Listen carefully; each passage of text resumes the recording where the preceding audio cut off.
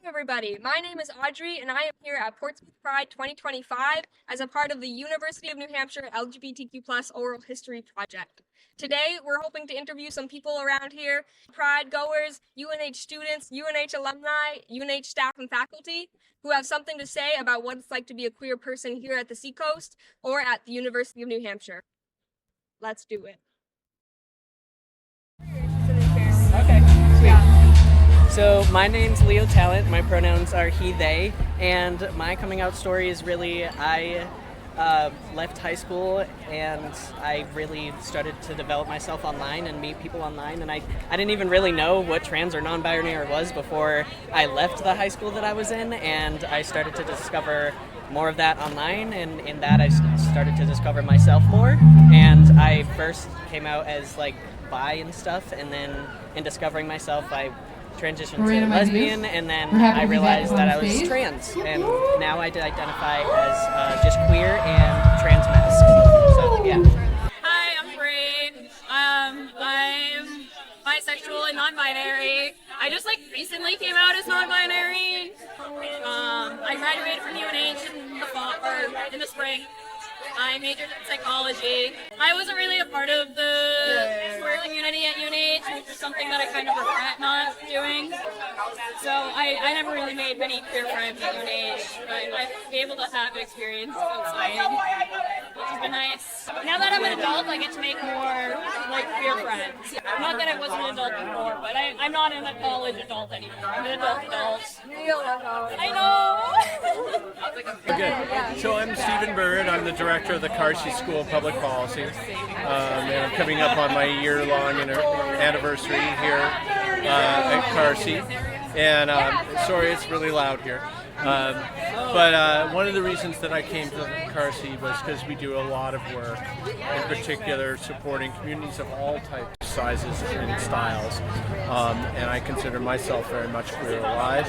And I was very excited about helping support a wide variety of different kinds of vulnerable communities. That's the work that I came to UNH to do.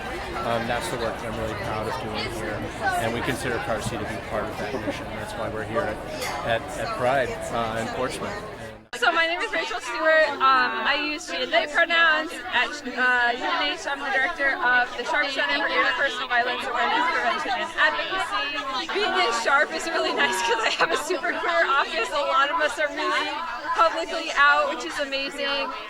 And they've been part of the fabric of queer UNH for a really long time, whether it's been through service or their time as students. We know that queer people are at an increased risk of interpersonal violence in general, and so making sure that our services are known to be open and affirming is really important. And so having my bio, my pronouns on the website, especially in this climate, I think it's super important to be visible where I can be, especially knowing that I have the privilege of being white, and I have the privilege of feeling a little bit safer in this spaces where maybe other people don't. So that's why I try to be the face when I can. All right, my name's Nikolai. I'm originally from the Midwest of Indiana. I'm 37 years old, and I came out as pansexual when I was 30 years old. Kind of always knew, but I wasn't really sure what the word for it was.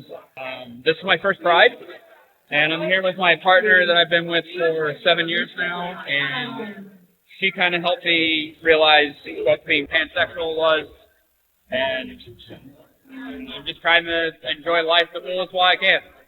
A lot of things happened in my life where, my mother passed away, and then my best friend passed away. He was one of the people that was, a really big name in the drag community, and he kind of gave me the foot up the butt that I needed to speak to be live your truth, be yourself. Where I come from, there is a minor community of queerness, but it's nothing like this. And being a part of, the alternative goth scene as well, there's a lot of love for the queer community in this, and I'm glad that I get to be a part of it. I've never thought I'd get to experience something like this in my life. This is my first one. Last Pride, my wife, my partner, and our kid was in Montreal, and Montreal has a massive Pride. I mean, 200,000 people. But here, it feels really homegrown and local, and that's positive. I know that you guys have the pride flag outside your church? We do. We made our open and affirming statement 20 years ago. We're celebrating an anniversary in November, and we're really looking forward to that time. We'd love to have students come. It has the cornucopia food bag that the university students use a lot. And this sign about echo over here, when I go in there, I often think that I see so many students, I think we help grow the university committee. And I know how hard it is for parents, single parents, but also for university students. It is a really hard time to be queer right now. I think there's a lot of fear and there's a lot of uncertainty. And I know when there was a change in the administration, there was the whole reactions of like, am I even allowed to have pronouns like in my email signature anymore? Like, am I allowed to be trans here?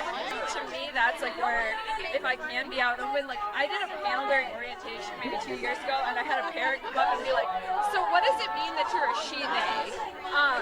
And I was like, all right, let me put on my educator pants and like, we're gonna talk about this, because if you could say that to me and not to one of my students, or right, like if that helps your kids coming out in conversation, awesome. And so that's like, I think that some of us are kind of like think of ourselves as like, yeah, I'll be the shield, I'll be the target, I'll be the hits, if I can, to try to make it a little easier, because college is so hard already. Like, and navigating your identity, coming out, like microaggressions, and a whole like national political climate is like a lot to me. So it's like, if they can find a little bit of comfort, like I'm trying to help them do that. Hi, my name's Rob Guttrow. I'm a medium, a paranormal investigator, and an author of 12 true paranormal books. I used to be a meteorologist in my day job at NASA, but I retired. But I use science to explain how the paranormal works.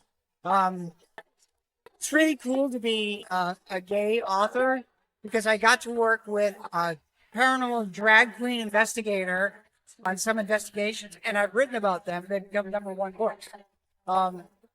Coming out back in the 80s was really hard. Eventually, you surround yourself with people that know you and understand you, and you can get through anything. Anyway, I hope you check out my books, my paranormal books, and thank you for your time. What you gotta do is California running.